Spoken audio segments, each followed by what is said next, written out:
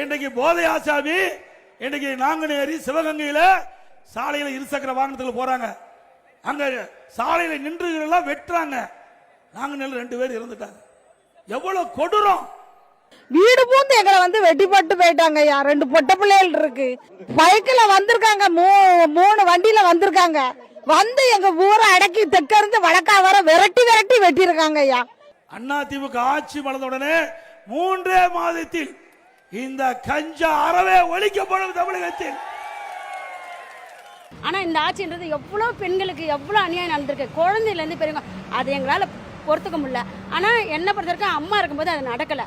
இந்தியாவுக்கு தமிழ்நாடு தான் வழிகாட்டி. இந்தியாவிலேயே சூப்பர் ஆட்சி திமுக ஆட்சின்னு. எதுல சூப்பர் ஆட்சி? 5 லட்சம் கோடி கடன் வாங்குறதுல சூப்பர் ஆட்சி. இந்தியாவிலேயே அதிக கடன் வாங்கல முதல் மாநிலம் தமிழ்நாடு. இதெல்லாம் நீங்க தாங்க கட்டணும்.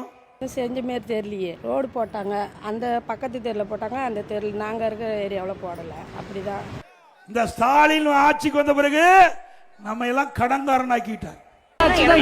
நல்லாட்சினா எடப்பாடியார் தான்.